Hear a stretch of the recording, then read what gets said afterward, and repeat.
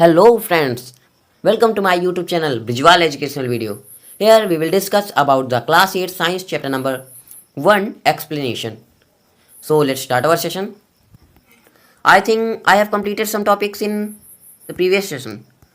So we will continue our session from 1.2 basic practices of crop production. यहाँ हम basic practices of crop production के बारे में पढ़ने वाले हैं, मतलब कि फसलों की खेती की बुनियादी अभ्यास के बारे में. ओके, मतलब जो फसलों की खेती के बुनियादी अभ्यास होते हैं, कुछ होती है ना बेसिक प्रैक्टिसेस जिन्हें करते हैं फार्मर, जैसे स्टोरेज हो गई, ये भी तो एक प्रैक्टिस है, एग्रीकल्चर में की जाती है. और प्लगिंग हो गई, ये सभी चीज़ें जब इनको मिला देते हैं तो इन्हें हम प्रैक्टिसेस कहते हैं. Okay, cultivation of crops involves several activities undertaken by a farmer over a period of time. फसलों की खेती में बहुत सारी एक्टिविटीज़, मतलब कई गतिविधियाँ फार्मर्स द्वारा अपनाई जाती हैं ओवर पीरियड ऑफ टाइम, निश्चित समय के लिए. Okay, you may find that these activities are similar to those. आप पाएंगे, अगर आप कभी खोजते हैं कि ऐसा क्यों है, तो आप एक सिमिलरिटी पाएंगे, जो ये है कि these activities are similar to those. ये एक्टिविटीज़ सिमिलर हैं किससे? To those carried out by a gardener, जो एक माली द्वारा की जाती हैं. ओके, सभी एक्टिविटीज़ जो माली द्वारा की जाती हैं वो एक कहीं ना कहीं से एक बार किसान से की एक्टिविटीज से सिमिलरिटी रखती हैं. और इवन बाय यू, या आपके द्वारा, when you grow ornamental plants in your house, जब आप कोई भी पौधा अपने घर में लगाते हैं तो उसकी जितनी आप केयर करते हैं उतनी ही केयर किसान अपनी फसलों की करते हैं. ओके, हम एक क्वेश्चन भूल गए थे. Why paddy can not be grown in the winter season. जो धान है वो विंटर सीजन में क्यों नहीं बोई जाती? तो इसका सही जवाब है कि paddy requires a lot of water. Paddy जो धान होती है उसे बहुत सारा पानी चाहिए होता है. Therefore it is grown only in the rainy season. Okay, इसलिए इसे रेनी सीजन में ही बोया जाता है और उगाया जाता है. और in winter season water availability is poor, so we cannot grow paddy in winter season. Cultivation completed. Then आते हैं these activities or tasks are referred to as agricultural practices. Okay, इन्हीं सभी गतिविधियों और टास्क को हम एक नाम देते हैं जिसे कहते हैं agricultural practices. Okay, agricultural practices से आप समझ सकते हैं कि अगर आपसे पूछा गया कि एग्रीकल्चरल प्रैक्टिसेस क्या हैं, तो एग्रीकल्चरल प्रैक्टिसेस यही सभी हैं कि कल्टीवेशन ऑफ क्रॉप्स में जितनी भी गतिविधियां लगती हैं.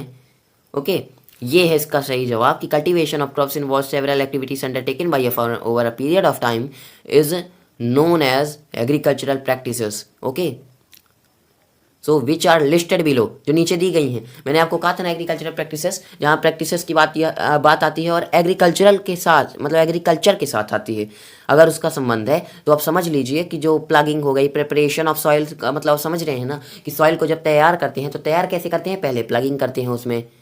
ओके, तो उससे तैयार होती है. फिर सोइंग करते हैं, सोइंग मतलब बीज बोना, तो बोते हैं फिर कुछ उसमें. एडिंग मैन्योर्स एंड फर्टिलाइजर्स, फिर उसमें हम मैन्योर्स और फर्टिलाइजर्स का उपयोग करते हैं. और फिर इरिगेशन करते हैं, मतलब सिंचाई का कार्य करते हैं. फिर प्रोटेक्टिंग फ्रॉम वीड्स से, मतलब कि अनवांटेड प्लांट्स होते हैं कुछ, मतलब जिनका कोई, अब क्या कहें, जैसे कि कोई अनवांटेड प्लांट्स जिसका कोई यूज़ नहीं है और वो प्लांट्स आपकी फसल के बीच में उगाते हैं, जैसे होता है जाइलेंथम और पार्थेनियम.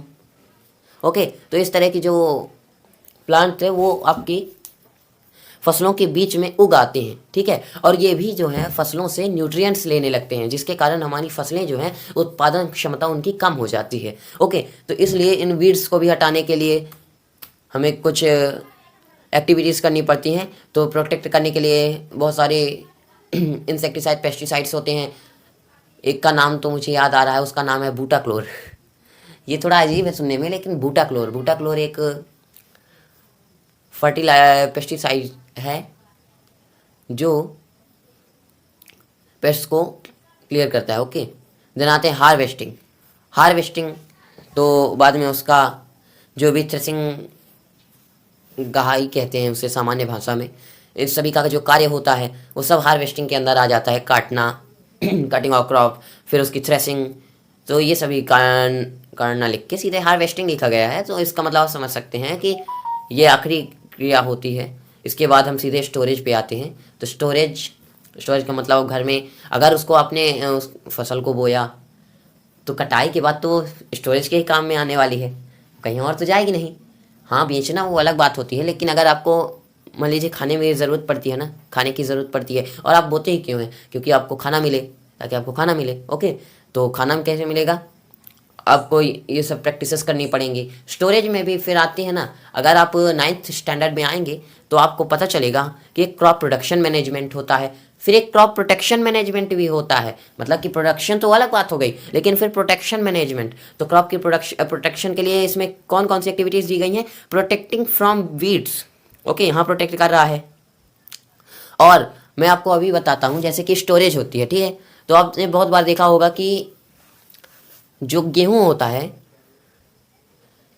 वो पाउडर जैसा उसका निकल के आता है ना, जब उसमें बहुत सारी पाइयाँ लग जाती हैं और बहुत सारे बायोटिक फैक्टर्स होते हैं। मान लीजिए कभी कभी नहीं वर्षा हो जाती, तो वर्षा से अगर वो कमरा सेफ़ नहीं है, रूम सेफ़ नहीं है, तो उससे भी बहुत दिक्कतें आती हैं। इसलिए फिर स्टोरेज के बाद भी हमें बहुत सारी प्रोटेक्शन करनी पड़ती हैं, तब जाके हमारा कहीं अनाज रह पाता है। तो that's all for the session. If you like this session, please like and subscribe my video and comment below if you have any doubt.